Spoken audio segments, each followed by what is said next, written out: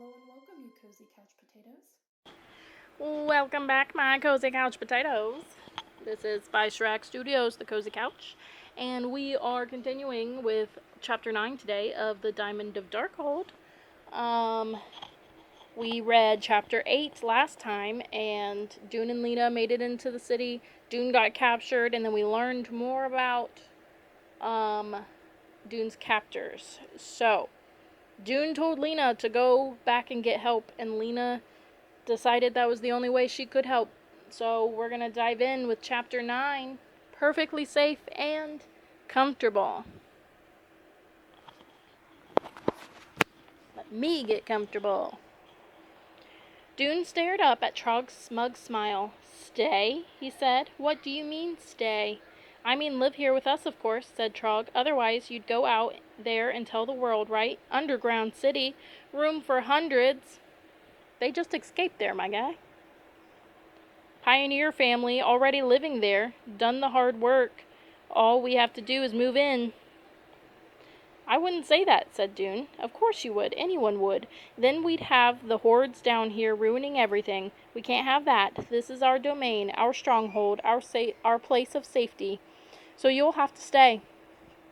Don't worry, we can use you. There's plenty of work. Count yourself lucky to have found us. He scratched at his neck, digging with a grimy fingernail through the thick tangle of beard. What were you doing anyhow? Wandering around in the mountains. Lost? Got left behind by your parents? Doon ignored this question. Why do you think hordes of people would come here? He said. This place is not fit to live in. Trog thrust his face toward Doon and narrowed his eyes. Up above, he said. Life is tough. There's rain, wind, and snow, in case you haven't noticed. Food is scarce. Rats eat your grain. Wolves steal your flocks. Worst of all, people are always getting in your way, bossing you around. Up there, it's work and trouble all the time. Oh, said Doon. He realized he'd had a similar thought himself earlier the same day. Bandits, too, said Trog. Mustn't forget to mention bandits. I don't know much about bandits, Doon said. Well, let me tell you, said Trog. My family knows about them. We know a lot more than we want to know. Bandits came to our village. The whole family pressed closer to Doon, staring down at him, their backs to the fire, their faces lit only dimly by the candles they wore in their strange caps. They were a circle of fire-horned monsters looming over him, closing in. He stifled the urge to scream at them and struggle. It wouldn't help. He would have to use his wits to get out of this. Pay attention.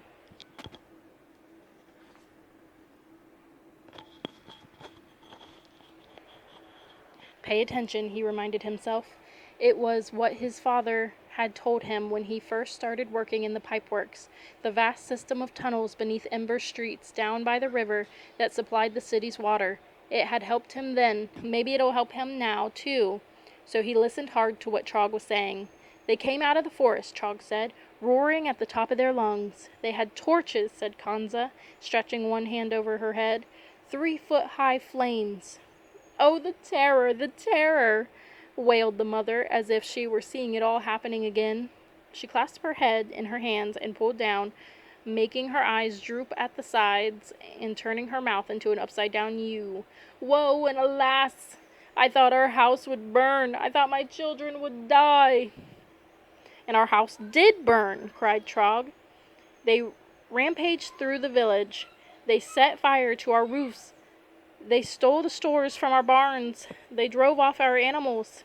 And even worse, said Yurik, bending over to speak in Doon's ear, they had knives, and they... Silence, shouted Trog. I'm telling this story.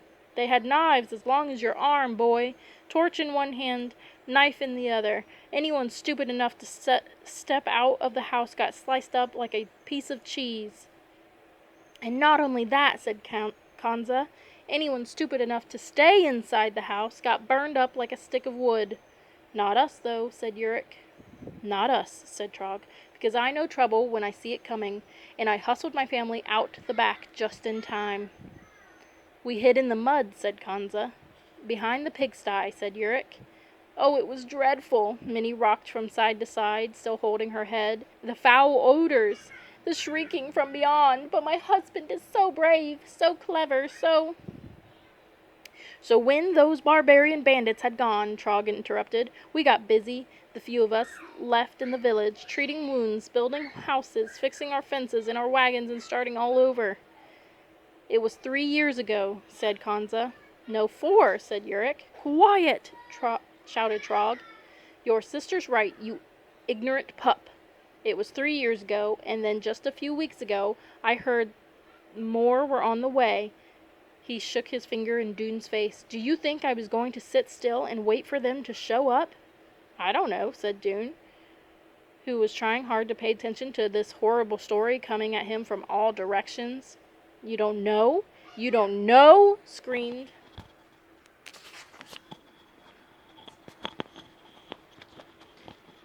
Trog. His glasses slid down his nose, and he ripped them off. Maybe you're the kind of person who would leave his family in danger, but not me. I'd take action. I packed up my wagon, loaded in my family, and headed out to look for a place of safety. Like a remote valley, said Kanza, or an ancient abandoned lodge on a high peak, said Yurik. But what we found, said Trog, was far better. It sure was, said Yurik eagerly. You ought to see what we discovered when we went back into the... Trog jumped to his feet and let loose an absolute explosion of fury and insults. When he'd finished calling Yurik a dozen kinds of mush-brained idiot, he lowered his voice and hissed at him. We don't talk about that, not to someone who just showed up out of nowhere. When the time comes to talk about it, I will do the talking. They found something interesting, I'd say. Yurik cowered, hunching his shoulders up around his ears. Sorry, he said. Forgot. Oh, Yurik, alas, moaned his mother. You'll endanger us all if you aren't more careful. Listen to your father. To go on, said Trog, sitting back down. What we found was the entrance to a cave. We went in. We found a nice, smooth, wide path. We followed it down and down quite a distance. And at the bottom, we found something very interesting, boy, said Trog. You would never guess. I bet I would, Doon thought. We found a pool, said Trog, jammed with empty boats. Jammed. There must have been 100 of them, just floating there. Some of them wrecked, some of them half sunk. Something happened here, I says to Yurik. We didn't like the look of it. We could tell these boats had come on an underground river. Only way to travel that river from where we were was to swim upstream, which we didn't want to do, said Yurik. So we went back out, tramped around some more, and voila. Voila, said Doon. Ancient expression, said Trog. It means there it is, a crack in the mountainside. And here's an interesting thing, boy, that I spotted because of my long experience observing the terrain. Somebody made that crack and then blocked it up. But it wasn't blocked, said Doon. That's how I came in here. It isn't blocked now, Trog said, but it used to be. I could tell from looking at the stones lying outside it. They're covered with earth and grass now, but still, my expert eye spotted them. Too square to be natural.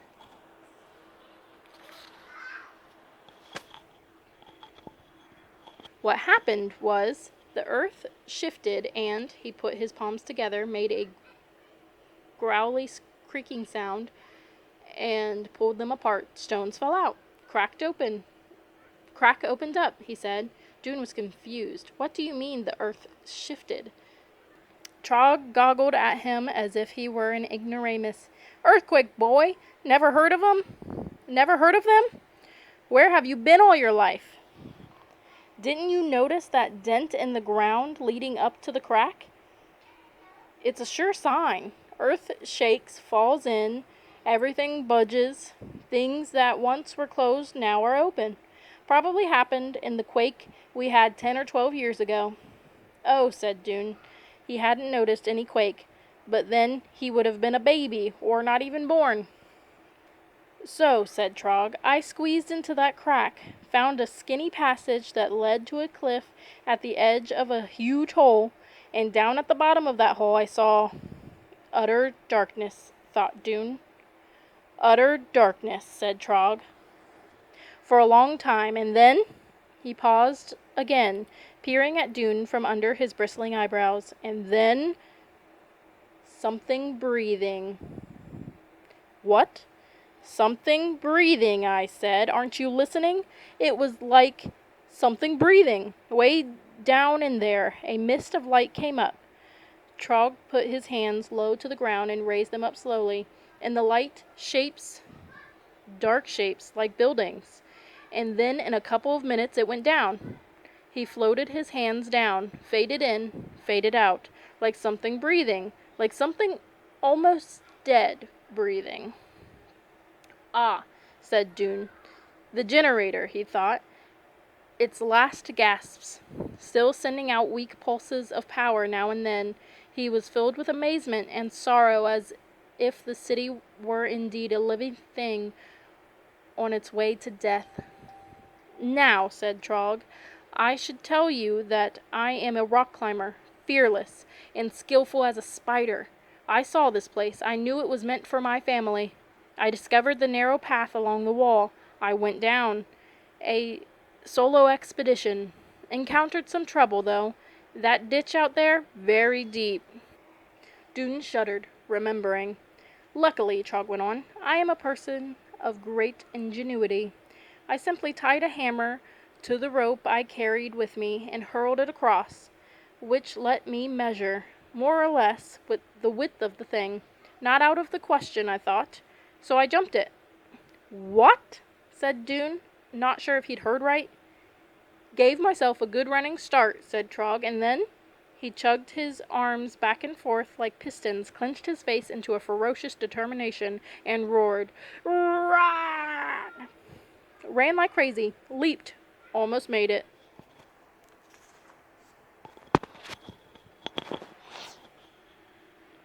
Almost? Hit the opposite bank. Had to do some scrambling up through the bones and slime, but I got over. Trog beamed, clearly proud of himself. Doon spent a moment imagining the kind of nerve it would take to jump over that ditch in the dark, not to mention the leg muscles. He felt a kind of horrified admiration. Trog went on. I found this place. I claimed it. I named it Darkhold, because it is the dark place where we hold off the hard and treacherous world outside. He swept out an arm in a lofty gesture, indicating his private kingdom. Then I simply wrenched some boards off a wall, put together a decent bridge, and flopped it over the pit. Climbed back up to my family, told them my discovery. All of us came down, and we've been settling in ever since. How long have you been here? Doon asked. 4 weeks, more or less. Trog said. Hard to tell what divides day from night if there's no sun, but we came prepared. We've got that. He pointed, but Doon couldn't tell what he was pointing at. The hourglass, boy, said Trog, right there on the heap of sacks.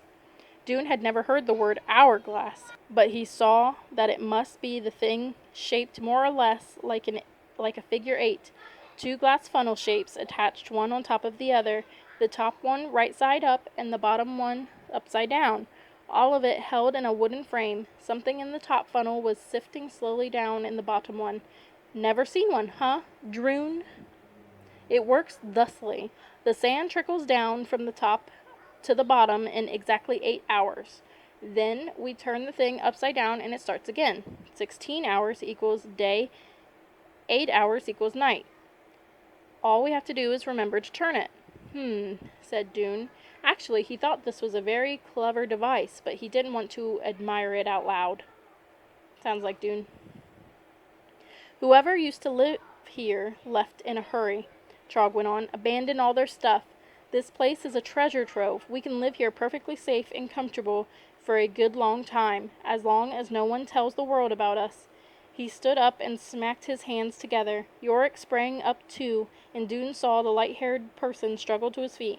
Now, said Trog, we can get back to work, as soon as we take care of one thing. He raised his bristling eyebrows at Doon. And that was when, all of a sudden, the city breathed. The street lamps over Harkin Square buzzed and sizzled and blinked. Everyone stopped moving and looked up at them. Dimly the lamps began to shine. Faint lights showed in the upstairs windows of a few apartments. The lights The light grew brighter and brighter until